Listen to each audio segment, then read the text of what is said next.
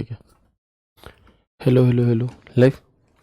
जय हिंद दोस्तों, मैं शिवम गुप्ता स्वागत करता हूं आपका अपने परिवार रोजगार पतंगित पर। उम्मीद करता हूं आप सभी अच्छे होंगे, बेहतरीन होंगे, जिंदाबाद होंगे, एकदम शानदार होंगे। एक बार आप सभी प्यारे साथी बताएंगे आप सभी कैसे हैं। Very very very good morning, good afternoon, Radhe Radhe, जय श्री कृष्णा, जय हिंद, जय मां सरस्वती। सभी दोस्तों को, सभी प्यारे साथी क्लास से जुड़ जाएंगे, बताएंगे आप सभी कैसे हैं और क्या मेरी वॉइस और वीडियो आप सभी तक प्रॉपर तरह से पहुंच पा रही है या नहीं। एक बार सभी दोस्त, सभी प्यारे साथी कंफर्म करेंगे। फिर शुरू करते हैं हम अपनी एक शानदार, एक बेहतरीन, एक लाजवाब क्लास जो कि रहने वाला है हमारा यहाँ पर इनपुट एंड आउटपुट डिवाइसेस का पार्ट 7। और आज की क्लास में हम अपने इस चैप्टर को फिनिश कर रहे होंगे। और हर रोज हम अपनी क्लासेस में, आपको देखने में लग रहा होगा भैया पार्ट 7 क्यों हो गए, क्योंकि आपको पता है कि हमारी क्लास के लास्ट के लगभग 10 मिनट हमेशा ही अपने प्रैक्टिस के लिए रहते हैं। ठीक है, प्रैक्टिस के लिए रहते हैं हमारे, तो इसलिए कहीं ना कहीं समय हमारा एक आध क्लास इसलिए भी थोड़ी सी एक्स्ट्रा हो जाती है। मैं भी बहुत अच्छा हूं, कोई बात नहीं, अच्छी तरह से समझते हुए हम चल रहे हैं। इसी क्रम में आगे बढ़ेंगे और आज की क्लास को यहां पर समझेंगे, है ना। वेरी गुड, आगे बढ़ते हैं। और हम बात कर रहे थे यहां पर, कल की क्लास में हमने जाना था प्रिंटर दो तरीके के होते हैं, impact, non impact. Impact printer के बारे में हम पढ़ चुके थे और नॉन इंपैक्ट को हमने शुरू कर दिया था, है ना। हमने क्या है, नॉन इंपैक्ट को शुरू कर दिया था। और नॉन इंपैक्ट में भी थर्मल प्रिंटर जो होते हैं हमारे, जो टेम्परेरी प्रिंटिंग के लिए होते हैं, उन्हें हमने कर लिया था। ठीक है, अब हम बात करेंगे यहां पर अगले प्रिंटर की, जिसे आप और हम इंकजेट प्रिंटर के नाम से जानते हैं। कौन सा मेरे भाई, इंकजेट प्रिंटर। तो सबसे पहली चीज तो ये कि जो इंकजेट प्रिंटर है ये एक प्रकार का नॉन इंपैक्ट प्रिंटर का पार्ट है। ये कैसा है, ये एक प्रकार का नॉन इंपैक्ट प्रिंटर है। ये एक नॉन इंपैक्ट प्रिंटर है आपका। इसमें क्या होता है कि इसमें इंक भरी हुई होती है। क्या होता है, इंक भरी हुई कार्ट्रिज लगी रहती है और नोजल से इंक को उस कागज पर फेंका जाता है ना। ये आपके सबसे अच्छी क्वालिटी के प्रिंटर माने जाते हैं। Cartridge is loaded with ink, ink is thrown at the paper from the nozzle. Best printer होते हैं, लेकिन ये थोड़े महंगे होते हैं और ये घर पर ऑफिस में लिमिटेड प्रिंटिंग के लिए यूज किए जाते हैं। ठीक है, बहुत बड़े लेवल पर प्रिंटिंग के लिए इनका यूज नहीं होता। आप देखेंगे कि स्याही की बूंद, सूक्ष्म बूंद, छोटी छोटी बूंदें, इंक ड्रॉपलेट्स कागज पर स्प्रे की जाती हैं, इसलिए इसे इंकजेट प्रिंटर कहा जाता है। इसमें थर्मल इंकजेट टेक्नोलॉजीज का इनका यूज होता है। आपका इसका यूज फोटो प्रिंट करने के लिए या फिर फोटो प्रिंट करने के लिए या फिर घर पर कुछ प्रिंटिंग करने के लिए, कुछ लिमिटेड प्रिंट करने के लिए इनका प्रयोग किया जाता है। ठीक है, वेरी गुड, ये हमारा हो गया इंकजेट प्रिंटर। बस इतनी ही बात जाननी थी। इसके बाद आता है एक सबसे इंपॉर्टेंट प्रिंटर, जिसे आप और हम लेजर प्रिंटर कहते हैं। इसको इंपॉर्टेंट टिक करेंगे, हो सकता है ये आपसे आपके पेपर में पूछ लिया जाए, लेजर प्रिंटर क्या है। तो सबसे पहले ये समझना कि जब भी आप नॉर्मली जाते हैं, है ना, जब भी आप नॉर्मली किसी फॉर्म फिलिंग की दुकान पर जाते हैं, कोई टिकट निकलवाने जाते हैं, कोई भी आप पेपर प्रिंट करते हैं, तो ज्यादातर आप और हम जो मार्केट में प्रिंटर देखते हैं वो लेजर प्रिंटर होते हैं। सब नहीं होते, लेकिन ज्यादातर होते हैं, है ना। तो आप देखेंगे कि यह एक पेज पर वर्ण यानी कि कैरेक्टर बनाने के लिए, बिंदु बनाने के लिए लेजर रोशनी का प्रयोग करता है। लेजर प्रिंटर किसका प्रयोग करेंगे, लेजर लाइट्स का प्रयोग करते हैं प्रिंट करने के लिए। और इनकी मदद से आप अलग अलग साइज के फॉन्टों को भी, अलग अलग आकार के फॉन्ट आकारों का समर्थन ये करता है, प्रिंट कर सकते हैं। ये स्पीड में बहुत तेज होते हैं, तेज गति होती है, आवाज बिल्कुल नहीं करते, क्वालिटी अच्छी होती है। और वर्तमान में जो सबसे ज्यादा प्रयोग है और लोकप्रिय है वो यही वाले हैं, है ना, वो यही वाले हैं, क्योंकि एक तो आवाज नहीं करते, स्पीड में प्रिंटिंग करते हैं और बहुत अधिक महंगे भी नहीं है इंकजेट की तरह। तो ये क्या है हमारा, ये सबसे ज्यादा लोकप्रिय, सबसे ज्यादा यूज होने वाले हमारे लेजर प्रिंटर होते हैं। It uses laser light to create dots to form character on a page. किसका प्रयोग करेंगे, लेजर लाइट्स का प्रयोग ये मेरे भाई कर रहे होते हैं। और लेजर की फुल फॉर्म क्या होगी, तो हमारा आप कहेंगे light amplification bye estimated emission for radiation. ये हमारी इसकी फुल फॉर्म होती है लेजर की। ठीक है जी, अब देखेंगे ये जो प्रिंटर होते हैं इस टाइप के, ये हमारे लेजर प्रिंटर कहलाते हैं। सबसे कॉमन प्रिंटर ये आपके हैं प्रेजेंट टाइम पर। और इनमें एक सूखा पाउडर, ऐसा होता है कई बार क्या होगा कि जब आप बहुत ज्यादा प्रिंटिंग कर लोगे तो फिर आपके जो प्रिंटर है ना, जो प्रिंट करेगा वो बहुत ज्यादा चमकीला नहीं होगा, बहुत धुंधला धुंधला सा होगा, क्योंकि उसके अंदर जो आपकी जो सूखा पाउडर यानी कि जो टोनर का प्रयोग किया गया है, उसमें जो पाउडर यूज किया गया है वो खत्म हो जाता है। तो आप यहां से कार्ट्रिज को निकाल के उसे भरवाने जाते हैं और दोबारा से फिर वो डार्क प्रिंट करने लगता है। ठीक है, तो सूखा पाउडर टोनर का प्रयोग इसमें किया जाता है लेजर प्रिंटर में। ये किस टेक्नोलॉजी पर काम करता है? तो laser beam plus electrostatic charge से टोनर कागज पर चिपकता है। टेक्नोलॉजी लेजर, टोनर और ड्रम, ये टेक्नोलॉजी है। और यूज कहां होता है? तो ऑफिसों में हाई स्पीड प्रिंटिंग के लिए हम और आप लेजर प्रिंटिंग का प्रयोग करते हैं, है ना। हम किसका प्रयोग करते हैं मेरे भाई? हम और आप लेजर प्रिंटर का प्रयोग कर रहे होते हैं। यहां तक कोई दिक्कत नहीं है। सबसे ज्यादा कॉमनली यही आपसे पूछा जाता है। ठीक है, इसके बाद आप लोगों ने देखा होगा आजकल कुछ ऐसे भी प्रिंटर आ रहे हैं जिन्हें प्रिंट करने के लिए लाइट सी जलती है। जब वो प्रिंट होता है ना, तो ऊपर से एक ऐसी एक रॉड सी निकल करके जाती है, हमें दिखती भी है, उससे प्रिंट होता है। इसे हम एलईडी प्रिंटर कहते हैं। तो use LED instead of laser. इनमें क्या होता है कि लेजर की जगह एलईडी प्रिंटर का प्रयोग होता है। टेक्नोलॉजी एलईडी इमेजिंग का यूज होगा। ऑफिस प्रिंटिंग के लिए इनका यूज किया जाता है, लेकिन ये थोड़े कॉस्टली रहते हैं, है ना। ये थोड़े कैसे रहते हैं भैया? कॉस्टली रहते हैं। ठीक है जी, ओके। इसके बाद हम एक प्रिंटर के बारे में और जानेंगे, 3D प्रिंटर के बारे में। लेकिन हम उससे पहले एक चीज और ये जान लेते हैं कि प्रिंटर दो तरीके के होते हैं। कलर्ड प्रिंटर, एक आपका बिना कलर वाले है ना, जो सिर्फ black and white he print करते हैं। तो आप देखेंगे जो सिर्फ एक ही रंग में प्रिंट करता है उसे हम मोनो प्रिंटर कहते हैं। जो प्रिंटर जैसे लेजर प्रिंटर है तो ये सिर्फ और सिर्फ ब्लैक ही प्रिंट करता है, ये कलर्ड प्रिंटिंग नहीं करता, तो इसे मोनो प्रिंटर भी कहा जाता है। तो मोनो प्रिंटर क्या होते हैं? जो केवल एक ही रंग, आमतौर पर ये ब्लैक होता है, ब्लैक कलर में प्रिंट करते हैं, वे हमारे मोनो प्रिंटर कहलाएंगे। Printer that prints is only one colour usually black. और जो कलर प्रिंटर होते हैं मेरे भाई, तो printer that prints in more than one colour, जो एक से अधिक रंगों में प्रिंट करते हैं, वे क्या कहलाएंगे? वे मेरे भाई, है ना, वे हमारे कलर प्रिंटर कहलाते हैं। बस इतनी सी बात याद रखनी है। कलर प्रिंटर के तो नाम में ही छुपा हुआ है कि ये कलर प्रिंटर है। बस आपको ये याद रखना है कि जो ब्लैक एंड व्हाइट प्रिंटर होते हैं, जो ब्लैक प्रिंट करते हैं, उन्हें मोनो प्रिंटर भी कहा जाता है। उन्हें मोनो प्रिंटर भी कहा जाता है। तो यहां तक आपने जितने भी प्रकार के प्रिंटर समझे, क्या वो आपको समझ में आ गए? एक बार आप सभी मुझे यस करके कंफर्म करेंगे, है ना। हम साथ के साथ एमसीक्यूज भी करते चल रहे हैं इसी वजह से। इसके बाद फिर मैं आपको एक नई चीज पढ़ाऊंगा जो सिर्फ आपके एग्जाम के पॉइंट ऑफ व्यू से, क्योंकि आपके में डीप चीजें पूछी जाती हैं, इसलिए हम गहराई में जाएंगे, 3D प्रिंटर को पढ़ेंगे। तो 3D प्रिंटर शुरू करने से पहले आप मुझे बता दो कि क्या इससे पहले हमने जितनी बातें जानी वो आपको क्लियर है?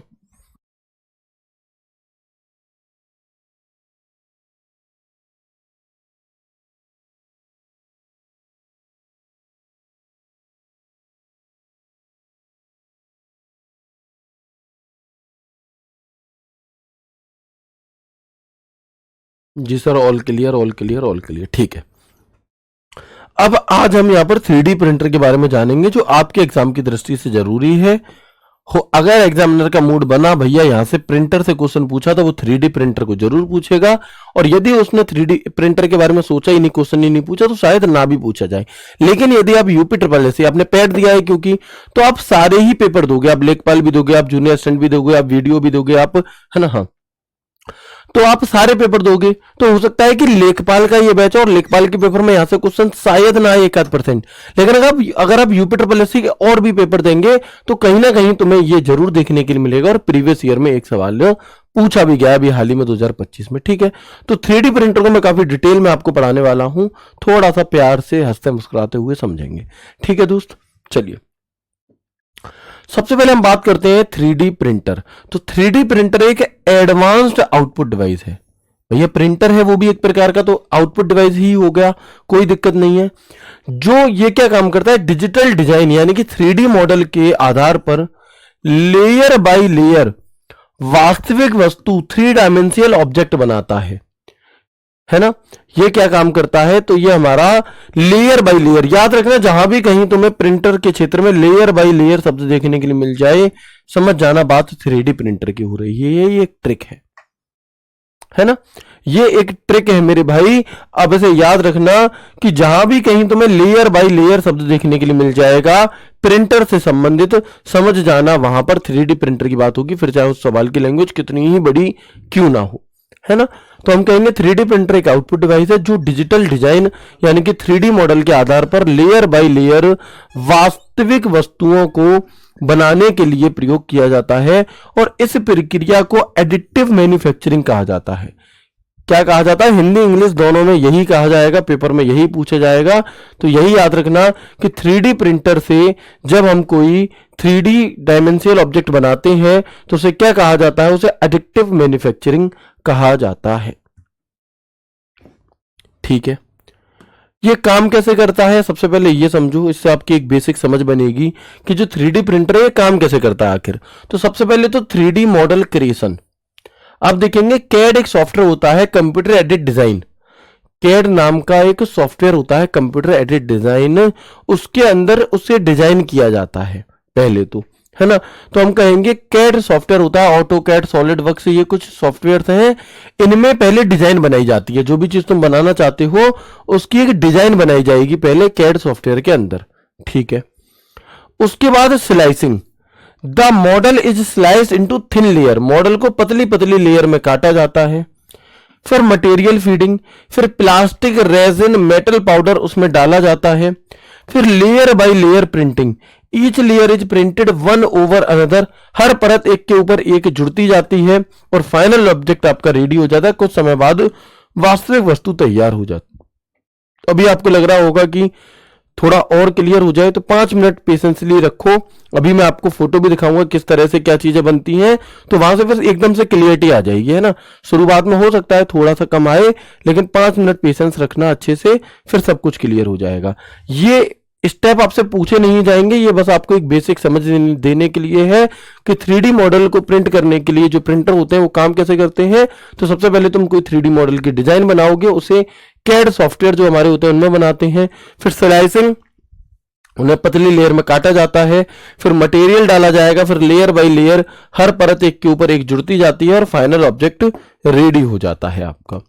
इनमें कौन कौन सी सामग्रियां यूज होती हैं, तो एक तो प्लास्टिक यूज होती है, रेजिन का प्रयोग होता है, मेटल पाउडर यूज होते हैं, स्टील, टाइटेनियम, है ना, सिरेमिक, बायोमटेरियल, तो ये काफी सारी चीजें अलग अलग हमारी यूज होती हैं। ठीक है, बिल्कुल ठीक है। तो ये हमारी कुछ क्या है, ये हमारी कुछ सामग्री हैं। अच्छा, इनके फायदे क्या हैं, इनके फायदे और इनके नुकसान क्या हैं। तो कॉम्प्लेक्स डिजाइन को आसानी से बना देता है, टाइम एंड कॉस्ट की सेविंग होती है, कस्टमाइजेशन पॉसिबल होता है, और मेडिकल इम्प्लांट्स पॉसिबल होता है। ये हमारे इसके लाभ हैं। ये क्या है मेरे भाई, हाँ, तो ये हमारा यहां पर क्या हो जाएगा, एडवांटेज हो जाएगा। डिसएडवांटेज, इनिशियल कॉस्ट ज्यादा, प्रिंटिंग स्पीड काफी स्लो होती है, साइज लिमिटेशन होता है, और स्किल्ड ऑपरेशन नीडेड। ठीक है, तो ये हमारे इसके कुछ डिसएडवांटेज हो जाते हैं। अभी तक तुम्हें थोड़ी थोड़ी सी चीजें आई भी होंगी समझ में, कुछ नहीं आई होंगी। अब समझना, अब समझना आप यहां पर, अब समझना आप यहां,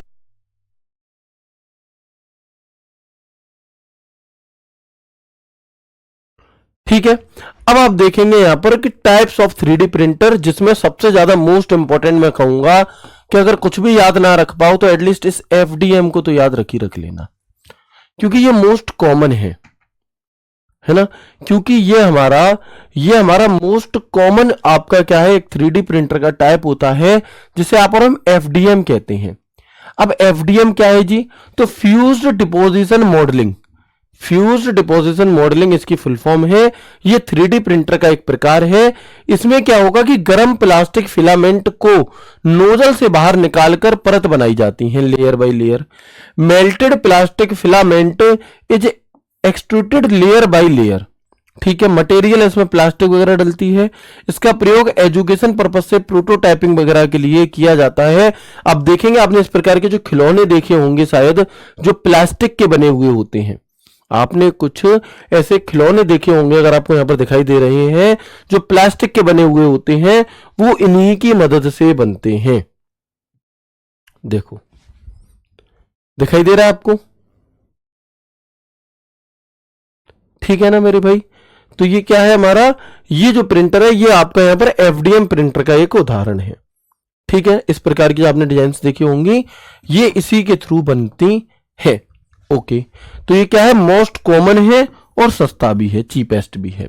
ठीक है जी, तो प्लास्टिक को पिघला करके इन्हें बनाया जाता है ये। अब आपका मन में एक सवाल उठेगा कि इससे और क्या क्या चीजें बनती हैं। तो देखो, इनसे टॉयज बनते हैं, खिलौने बनते हैं, एक्शन फिगर्स बनते हैं, स्टैचू बनते हैं, आपके प्रोटोटाइप डिजाइन का प्रारूप पूरा मॉडल बनता है, मोबाइल स्टैंड बनते हैं, बॉटल होल्डर बनते हैं, की होल्डर बनते हैं, आपके मैकेनिकल पार्ट्स बनते हैं, bracket, gear, clips, educational models में साइंस मैथ वगैरह की चीजें बनती हैं, घरेलू उपयोग की वस्तुएं भी इसमें बनती हैं। तो ये अलग अलग जगह पर इनका प्रयोग किया जाता है।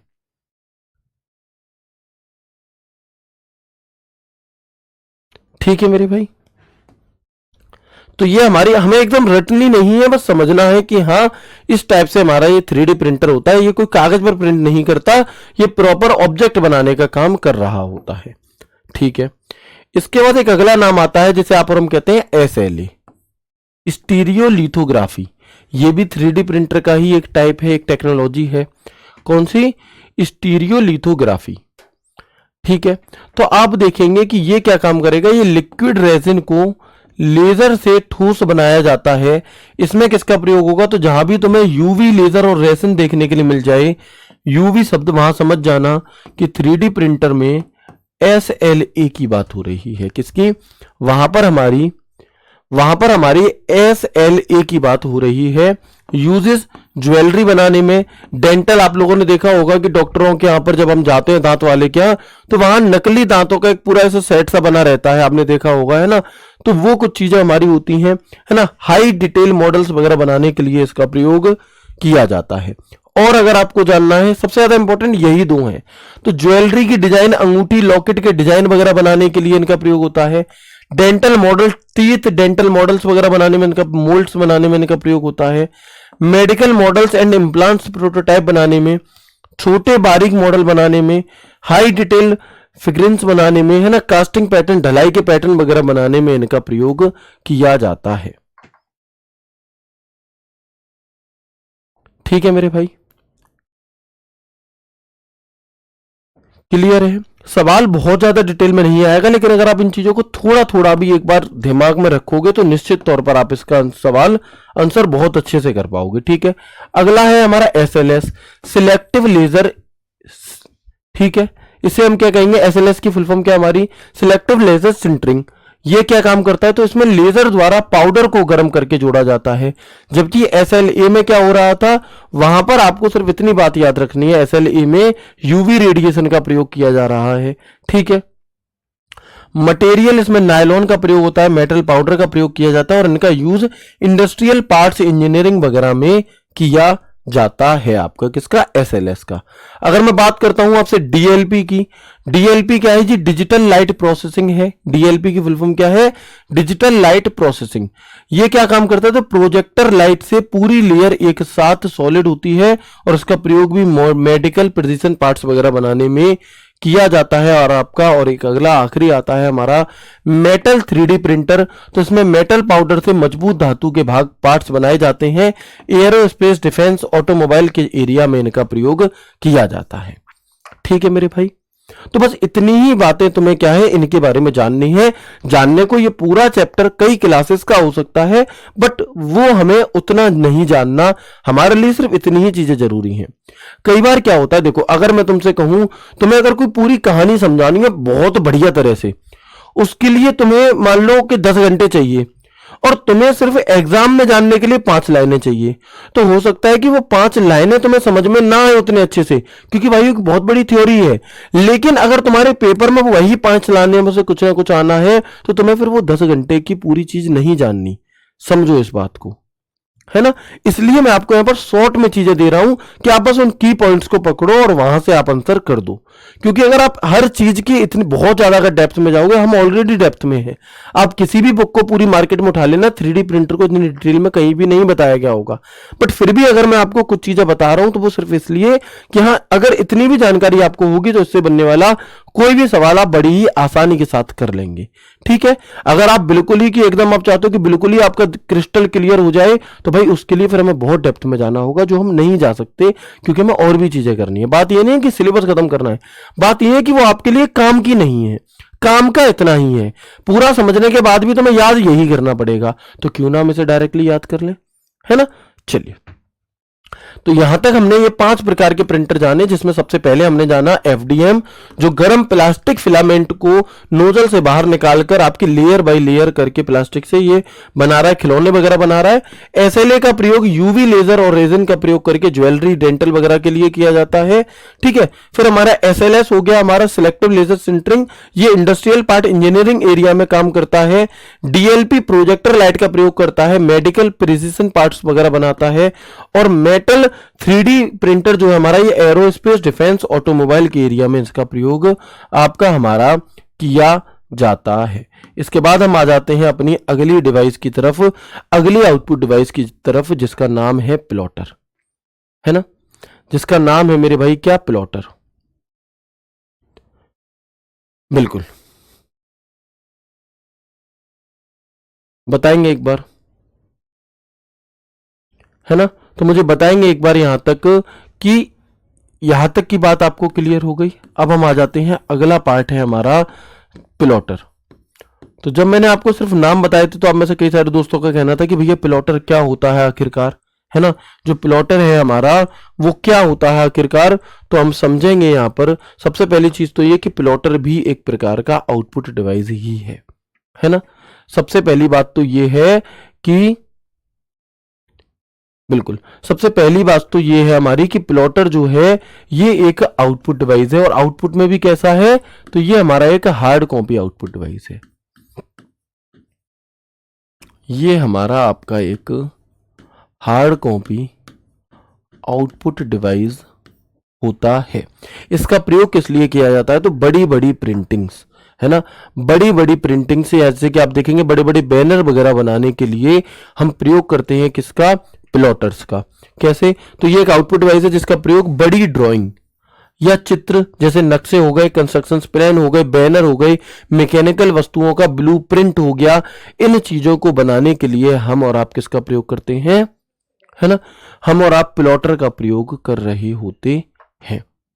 ठीक है दोस्त, ठीक है, हम और आप किसका प्रयोग करते हैं, तो हम और आप यहां पर प्लॉटर का प्रयोग कर रहे होते हैं। अच्छा, ये जो अब यहां पर एक बात लिखी है कि कैड कैम आदि के लिए करते हैं। अब ये कैड कैम क्या चीज है, तो कैड एक सॉफ्टवेयर होता है, कंप्यूटर एडेड डिजाइन, कंप्यूटर की सहायता से पहले डिजाइन बनाई जाती है। CAM computer aided manufacturing, computer की सहायता से फिर निर्माण किया जाता है।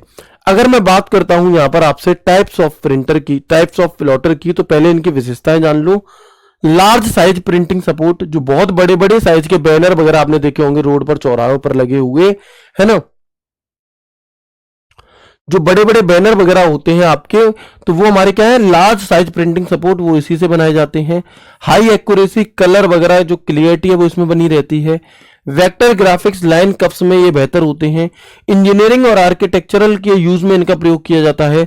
कॉस्टली होते हैं लेकिन एक्यूरेट भी आपके होते हैं। अगर मैं बात करता हूं कि ये होते कितने प्रकार के हैं हमारे प्लॉटर, अगर मैं बात करूं कि जो प्लॉटर है वो कितने प्रकार के होते हैं, सर इमेज दिखाओ भैया, इमेज ये गई आपके सामने। ठीक है, तो प्लॉटर मेनली अगर मैं बात करूं तो 2 प्रकार के होते हैं।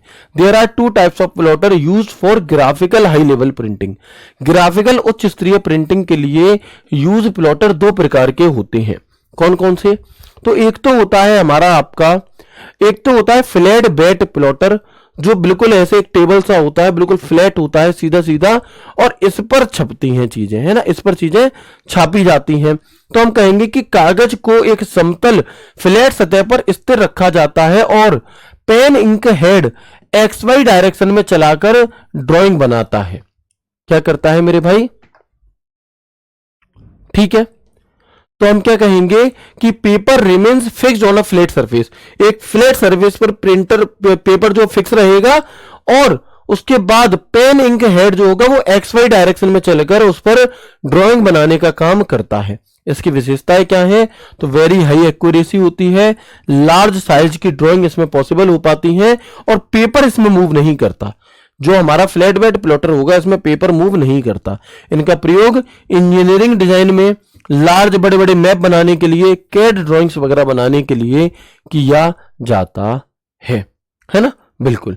आगे अगर हम बात करते हैं आपसे ड्रम प्लॉटर यानी कि अगले प्लॉटर की, तो यह है कागज को ड्रम पर लपेटा जाता है और ड्रम घूमता है और पेन एक ही दिशा में चलकर चित्र बनाता है। ये जो हमारा ड्रम प्लॉटर है ये फ्लैट बेड प्लॉटर से फास्ट होता है, तेज होता है, लेस स्पेस, कम जगह गिरता है और कंटिन्यूअस पेपर सपोर्ट, इसमें लगातार पेपर चाहिए होता है। इसका प्रयोग charts and graph, engineering drawings वगैरह बनाने के लिए किया जाता है। ये है हमारा ड्रम प्लॉटर। अगर मैं इन दोनों को आमने सामने रख करके इनके अंतर की बात करूं आपसे, तो आप देखेंगे कि जो हमारा पेपर, जो फ्लैट बेड प्लॉटर है इसमें पेपर फिक्स रहता है, जबकि ड्रम प्लॉटर में जो पेपर है वो ड्रम पर घूमता है। इसमें जो पेन है वो एक्स वाई दोनों दिशाओं में चलता है, जबकि जो ड्रम प्लॉटर है इसमें पेन एक ही दिशा में रहता है, पेपर घूमता है ड्रम पर रहकर और उसके हिसाब से चीजें चलती हैं। ये वेरी हाई एक्यूरेसी होती है, ये इससे तेज होता है ड्रम प्लॉटर। लार्ज स्पेस, इसके लिए थोड़ी जगह चाहिए होती है, जबकि ये लेस स्पेस, ये थोड़ी कम जगह आपकी घेर रहा होता है। ठीक है भैया, तो यहां पर हमारा प्लॉटर भी कंप्लीट हो गया। अब इसके बाद कल मैंने एक भाई का कमेंट था, अच्छा डाउट था उनका, लेकिन मैंने कहा भैया थोड़ा सा पेशेंस रखोगे तो सभी चीजें आपकी क्लियर होंगी। तो उसमें उनका डाउट ये था कि सर कुछ प्रिंटर ऐसे होते हैं जो स्कैन भी कर लेते हैं, तो फिर तो वो इनपुट और आउटपुट डिवाइस दोनों हो गए। बिल्कुल हो गई, यही बातें तो आपको खुद से सोचनी है। बिल्कुल हो गए भाई। तो ऐसी तो इस दुनिया में बहुत सारी डिवाइसेस हैं जो इनपुट भी हैं और आउटपुट भी हैं। ठीक है, जो सिर्फ इनपुट है वो हमने पढ़ ली, जो आउटपुट है वो हमने पढ़ ली। अब कुछ हम ऐसी डिवाइसेस के बारे में जानेंगे जो उतनी ही इनपुट है जितनी आउटपुट है, यानी कि जो इनपुट और आउटपुट दोनों का काम करती हैं। अगर मैं इनकी सिंपली एक लिस्ट आपको दिखाऊं तो हम देखेंगे जो एटीएम है, तो एटीएम एक इनपुट और आउटपुट दोनों काम करने वाली इनपुट आउटपुट मशीन है। ये इनपुट और आउटपुट बोथ है, दोनों काम करती है। अगर मैं बात करूं फैक्स मशीन की, तो जो फैक्स मशीन है हमारी, है ना, अगर हम कहें आपसे जो फैक्स मशीन है ये भी इनपुट और आउटपुट दोनों है। मॉडम एक नेटवर्किंग डिवाइस होता है, लेकिन मॉडम भी एक इनपुट आउटपुट दोनों होता है। क्यों होता है डिटेल में अभी आगे विद फोटोज भी दिखाऊंगा, समझे। टच स्क्रीन इनपुट आउटपुट दोनों है, मैंने बताया था, लेकिन अगर इनपुट आउटपुट दोनों का ऑप्शन नहीं है तो आप प्राथमिकता फिर उसे दे सकते हैं, है ना। स्मार्टफोन हमारा आपका मोबाइल फोन जो हो गया भाई, मोबाइल फोन में आप सुनते हो, स्पीकर भी है, आवाज आ भी रही है, आप बोल रहे हो यानी कि माइक भी है, आपकी आवाज जा भी रही है, तो इनपुट आउटपुट दोनों हो गया, नहीं हो गया। टच कर रहे हो इनपुट है, स्क्रीन है तो मैं दिखा रही है आउटपुट है, तो मोबाइल फोन भी हमारा इनपुट एंड आउटपुट दोनों होता है। हेडसेट जिसमें माइक और स्पीकर दोनों लगे होते हैं। एक तो हेडफोन वो हो गया जिसमें सिर्फ गाने सुन सकते हो और कुछ नहीं, लेकिन एक हेडसेट एक ईयरफोन ऐसे भी तो आते हैं, है ना। एक हेडफोन एक ईयरफोन ऐसे भी तो आते हैं जिन्हें आप यहां लगा लोगे, उसका एक माइक यहां पर होगा, आप सुन भी पाओगे, बोल भी पाओगे, है ना। जैसे आप लोगों ने जन्नत मूवी देखी होगी, है कि जरा सी दिल में दे जगा तू वाला गाना तुमने सुना होगा। तो उस मूवी में क्या है कि भैया वो जो लड़की होती है वो कॉलिंग टीम में काम कर रही होती है, तो वो ऐसे हेडफोन पहने होते हैं कि यहाँ पर जो आपके कस्टमर केयर वाले होते हैं, यहाँ पर आवाज आएगी कस्टमर की और यहाँ से वो अपनी बात बोल पाएंगे, सर यू आर ऑडिबल, ऐसे करके करते हैं। ठीक है, तो वो भैया माइक भी लगा है, स्पीकर भी है, तो दोनों ही चीजें क्या हो गई हमारी, ये इनपुट एंड आउटपुट दोनों डिवाइसेस का उदाहरण हो गई। ठीक है, चलो। और इसके बाद अगला जो उन भाई का डाउट था कि प्रिंटर स्कैनर के बारे में अगर मैं बात करूं तो कुछ ऐसी डिवाइसेस भी होती हैं जो प्रिंटर और स्कैनर दोनों का काम करती हैं।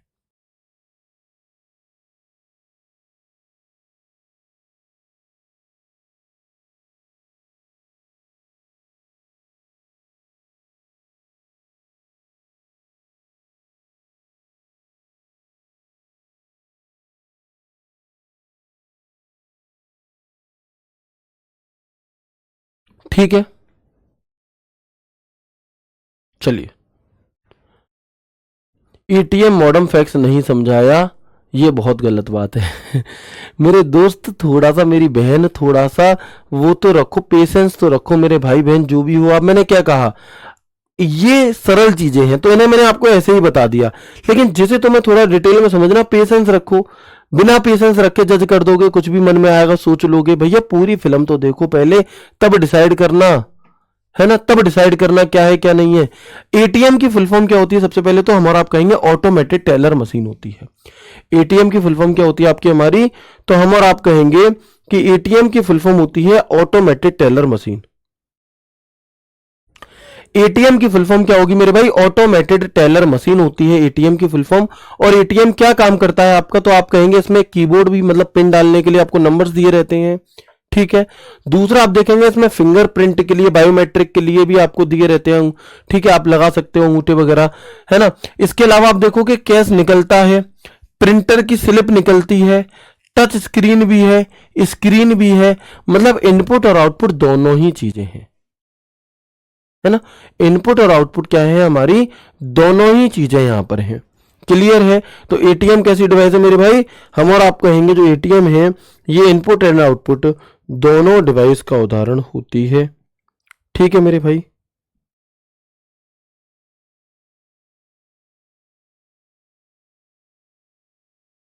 है ना, बिल्कुल क्लियर है। आगे बढ़ेंगे इसके बाद। अगला नाम है हमारा एक फैक्स मशीन, ठीक है। तो जो फैक्स मशीन होती है हमारी, ये प्रिंट करने का भी काम करती है, इसमें बटन भी होते हैं, ठीक है। तो ये हमारी क्या हो गई? ये हमारी इनपुट और आउटपुट दोनों डिवाइस हो गई।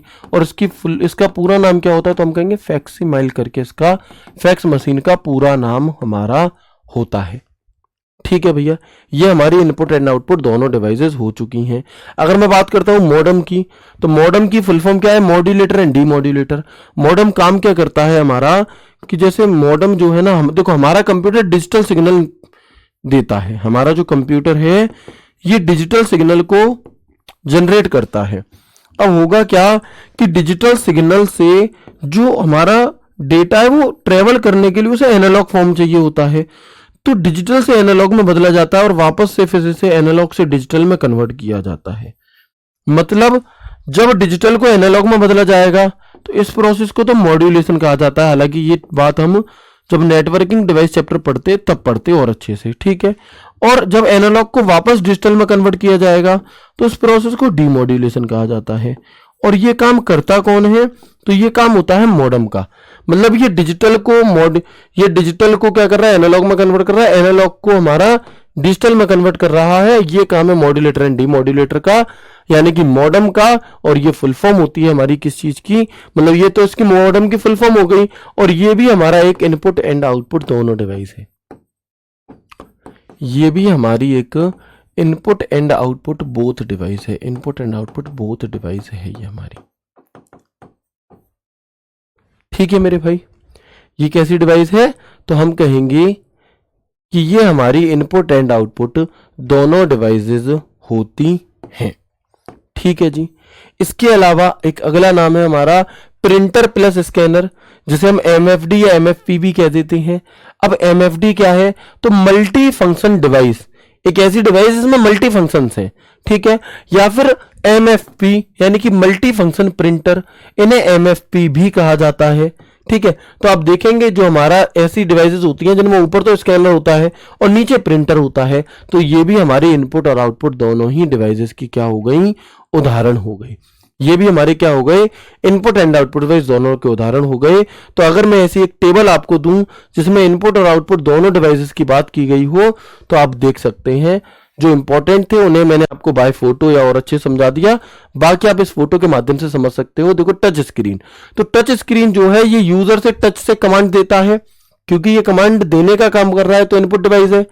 और आउटपुट कैसे हुआ? तो स्क्रीन पर रिजल्ट दिखाता है ना। तो ये हमारा आउटपुट है, जैसे कि एटीएम हो गया, मोबाइल फोन हो गया, टैबलेट हो गए, ठीक है। तो ये हमारे टच स्क्रीन भी इनपुट आउटपुट दोनों है। मॉडेम डेटा को रिसीव भी करता है, ठीक है, डिजिटल डेटा को रिसीव करेगा, उसे एनालॉग में कन्वर्ट करेगा, और डेटा सेंड भी करता है हमारा, ठीक है। इंटरनेट कम्युनिकेशन के लिए इसका प्रयोग होगा। नेटवर्क कार्ड एनआईसी, तो नेटवर्क से डेटा लेता है और नेटवर्क को डेटा भेजता भी है, ये भी हमारा एक इनपुट आउटपुट दोनों है। हार्ड डिस्क या एसएसडी डेटा को रीड भी करते हैं और डेटा को राइट भी करते हैं। जो डेटा मौजूद है उसे भी रखेंगे जब हम मेमोरी चैप्टर पढ़ेंगे, तब हार्ड डिस्क, अभी अगला ही चैप्टर हमारा मेमोरी का रहने वाला है, तो हम हार्ड डिस्क भी जानेंगे, पेन ड्राइव भी जानेंगे।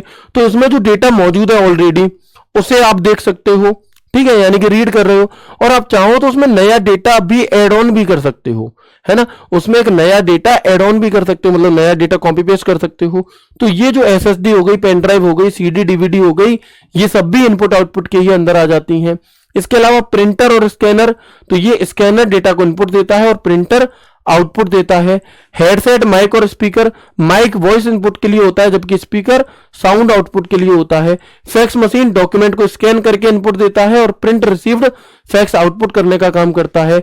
Smartphone, touch, mic, camera input, ये इनपुट डिवाइस है। डिस्प्ले, स्पीकर, ये हमारी आउटपुट डिवाइस है। तो ये सभी की सभी क्या हो गई मेरे भाई, हमारे यहां पर जितनी भी इनपुट एंड आउटपुट डिवाइसेस थी वो हो गई, ठीक है भैया। वॉइस रिकॉग्निशन सिस्टम कैसा है, तो voice recognition system input device के अंतर्गत आता है। जो वॉइस रिकॉग्निशन सिस्टम है मेरे भाई, जो वॉइस रिकॉग्निशन सिस्टम है, ये इनपुट डिवाइस का उदाहरण होता है। किसका? वॉइस रिकॉग्निशन जो सिस्टम है मेरे दोस्त, ये आपका हमारा इनपुट डिवाइस का उदाहरण होता है। किसका? ये आपका हमारा इनपुट डिवाइस का उदाहरण होता है, ठीक है जी।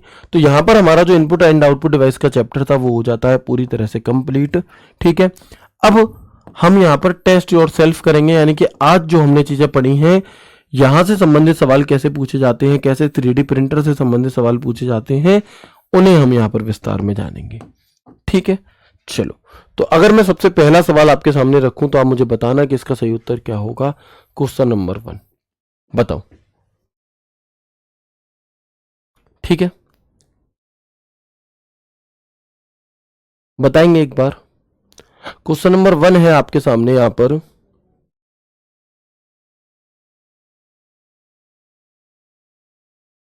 है ना। क्वेश्चन नंबर 1 है आपके पास कि which of the following device is used to print large drawings, ठीक है,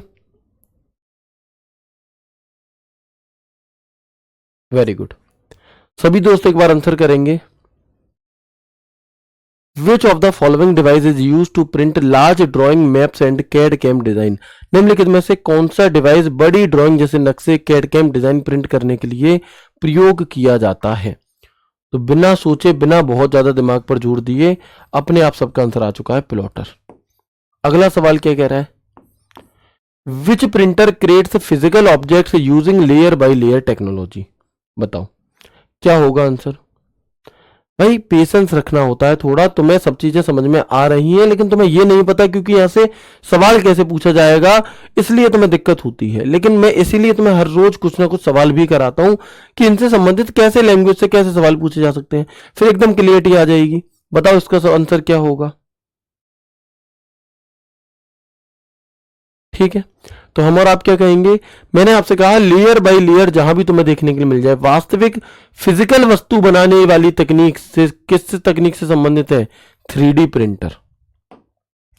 अगला सवाल, which statement is correct about a 3D printer. इनमें से कौन सा स्टेटमेंट ऐसा है जो 3D प्रिंटर के बारे में क्या हो मेरे भाई, सही हो?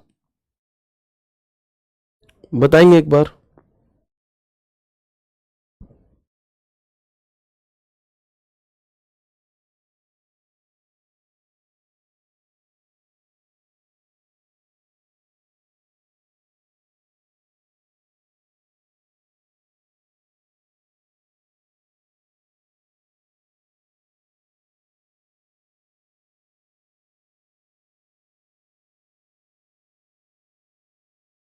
Very good. क्या कह रहा है सवाल? निम्नलिखित में से कौन सा कथन 3D प्रिंटर के बारे में सही है? It prints only text on a paper, नहीं। It works on impact printing, impact printing की तरह काम करता है, नहीं। It uses ink and toner only, नहीं। It uses additive manufacturing to create 3D object, जी हाँ। अगला सवाल, which of the following works as both input and output device. निम्नलिखित में से कौन सा इनपुट और आउटपुट डिवाइस दोनों के रूप में कार्य करता है? और एग्जामिनर 15 में से एक आध सवाल ऐसा भी दे देता है जिसका ऑप्शन इनमें से कोई नहीं उत्तर हो, ठीक है, तो आपको ऐसा नहीं है कि जबरदस्ती आंसर ढूंढना ही ढूंढना है, आपको अपने हिसाब से भी चीजें करनी है ना। आप जिस आपने जो पढ़ा है उसके अनुसार ही चलिएगा, जबरदस्ती आंसर नहीं ढूंढना कि मुझे तो एबीसीडी में से ही लगाऊंगा, नहीं। अगर तुम्हारे हिसाब से वहां पर चीजें नहीं मिल रही हैं तो आप समझ जाओ कि फिर इनमें से नहीं है, तो फिर ई के साथ हम जाएंगे, है ना। तो हम क्या कहेंगे कि कौन सा ऐसा है जो इनपुट और आउटपुट दोनों डिवाइस के रूप में काम करता है। भैया प्रिंटर आंसर क्यों दे रहे हो, प्रिंटर तो सिर्फ आउटपुट डिवाइस है, इनपुट आउटपुट क्यों होगा। ए आंसर दे रहे हैं, बताओ भैया प्रिंटर कैसे हो सकता है, खुद के दिल पर हाथ रखकर पूछो एक बार, ठीक है। स्कैनर कैसी डिवाइस है, इनपुट डिवाइस है। कीबोर्ड इनपुट डिवाइस है। MICR magnetic ink character recognition, magnetic ink character recognition, ये क्या है हमारा, तो हम कहेंगे MICR है, मैग्नेटिक इंक कैरेक्टर रिकॉग्निशन, और जो MIC ये भी एक इनपुट डिवाइस है, कीबोर्ड भी इनपुट डिवाइस है, स्कैनर भी एक इनपुट डिवाइस है।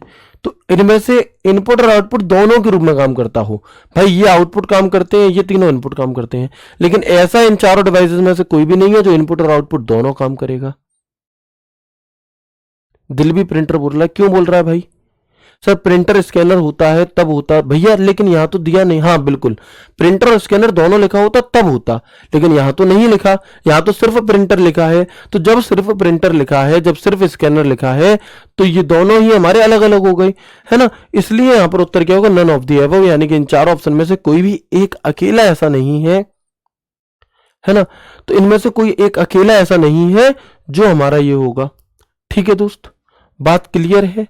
आगे बढ़ जाए, चलिए इसके बाद अगला क्वेश्चन है हमारा क्वेश्चन नंबर 5 कि a device that combines printer scanner and copier is called. Printer plus scanner और कॉपी और कभी कभी फैक्स की सुविधा वाला डिवाइस क्या कहलाता है, आपका बताओ।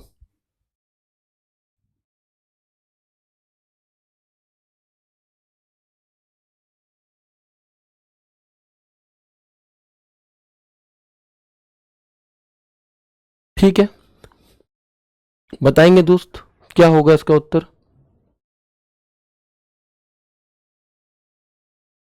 सर कौन सा डिवाइस पेपर को, क्या कमेंट है, एक मिनट रुकना भाई। प्रिंटर का कौन सा डिवाइस पेपर को पॉजिटिव चार्ज देता है, प्रीवियस ईयर क्वेश्चन, भाई कोरोना वायर करके होता है।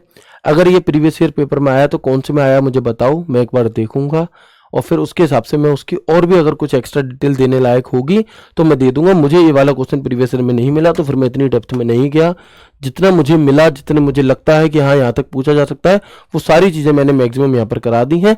बट फिर भी अगर मुझसे कोई पॉइंट छूट रहा होगा, जैसे भाई ने बताया कि नेगेटिव पॉजिटिव वाली चीज पूछी गई थी, तो मैं देख लूंगा, फिर उससे रिलेटेड आगे जो आपको क्लास कराऊंगा उसमें लास्ट के 5 मिनट में उसकी भी जानकारी दे दूंगा, क्या ही दिक्कत है। लेकिन मुझे वो देखना होगा कि वो किस लेवल तक पूछा गया, कितनी गहराई में आपको उसके बारे में बताना है ना। अगर जितना सा आप सवाल पूछ रहे हो उतना तो फिर कोरोना वायर होता है वो, ठीक है। चलो option D MFD multi function device इसका सही उत्तर यहां पर हमारा हो जाएगा, ठीक है ना दोस्त, क्लियर है भैया, यहां तक की बात क्लियर आप सभी को, है ना। देखो एक चीज आपको यह भी समझनी होगी कि अगर कोई सवाल प्रीवियस ईयर में आया है, नो डाउट हम उसे अच्छे से करते हुए चलेंगे, हम सभी चीजें करेंगे, लेकिन एग्जामिनर जानबूझकर एक सवाल ऐसे डालता है जिनका उत्तर तुम दे ही ना पाओ, ठीक है। अब अगर हम ये देखें कि उसने एक इस वायर के बारे में पूछ लिया, अब तुम सोचो कि जितने भी प्रिंटर है सबके वायर के बारे में बता दो, तो भाई फिर तुम्हारे लिए इतना ज्यादा पढ़ने के लिए हो जाएगा ना कि तुम कंप्यूटर का ही सिलेबस कंप्लीट नहीं कर पाओगे, बाकियों का तो गोली मारो।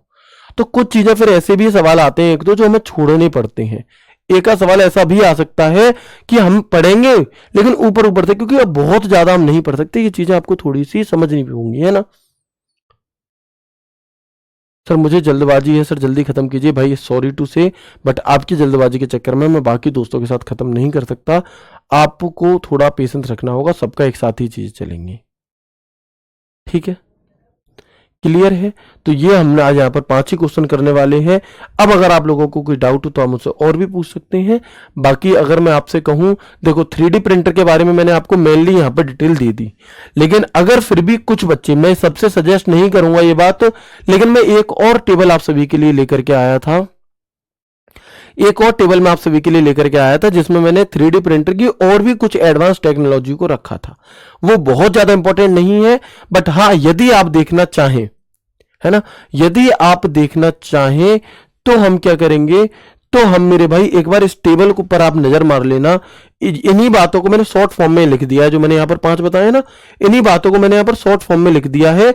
डिट्टो रटना नहीं है और बहुत ज्यादा उसके डीप में जाने की कोशिश नहीं करनी, बस इतनी चीजों को देख लेना, आपका आंसर बन जाएगा। क्या है, तो हम देखेंगे एफडीएम, फुल फॉर्म होती है फ्यूज्ड डिपोजिशन मॉडलिंग। ठीक है, ये technology FDM technology 3D printer से संबंधित, इसमें हीटेड नोजल से पिघला हुआ फिलामेंट लेयर बाय लेयर जमाया जाता है। पीएलए प्लास्टिक वगैरह का यूज होता है, सबसे सस्ता और आसान है, मोस्ट कॉमन है, और एजुकेशन प्रोटोटाइपिंग है ना, टॉयज वगैरह बनाने में इसका प्रयोग किया जाता है। ठीक है, एसएलए स्टीरियोलिथोग्राफी, यूवी लेजर, सिर्फ इतनी सी बात याद रखना, से लिक्विड रेजिन को सॉलिड बनाया जाता है। यूवी लेजर शब्द जहां मिलेगा वहां आंसर एसएलए होगा हमारा। इसका प्रयोग ज्वेलरी, डेंटल, मेडिकल मॉडल्स वगैरह बनाने में किया जाता है। DLP digital light processing, DLP क्या है, डिजिटल लाइट प्रोसेसिंग, तो प्रोजेक्टर लाइट से पूरी लेयर एक साथ काम करती है हमारी। ये एसएलए से तेज होता है और इसका प्रयोग भी मेडिकल एरिया में किया जाता है। DLP SLS selective laser sintering, laser से पाउडर को फ्यूज किया जाता है। नायलॉन प्लास्टिक पाउडर का यूज होगा, है ना, इंडस्ट्रियल कंपोनेंट्स बनाने में इसका प्रयोग किया जाएगा। एक होता है डीएमएलएस, तो direct metal laser sintering, laser से मेटल पाउडर को जोड़ना। ठीक है, स्टील, टाइटेनियम, एल्यूमिनियम में का इसका प्रयोग होता है और इसका प्रयोग एरोस्पेस और डिफेंस के लिए किया जाता है, डीएमएलएस का। ठीक है, ऐसे ही हमारा एसएलएम है, सिलेक्टिव लेजर मेल्टिंग, तो डेप्थ में तुम कितना भी जा सकते हो, डेप्थ की कोई गहराई की कोई अंत थोड़ी ना होता मेरे भाई, समझ रहे हो। लेकिन मैं अगर आपसे कहूं, है ना, लेकिन अगर मैं आपसे यह कहूं कि भैया इंपॉर्टेंट की अगर मैं बात करूं तो सिर्फ इतने मैंने बता दिए, उतने इंपॉर्टेंट है, बहुत ज्यादा फिर हमें गहराई में नहीं जाना।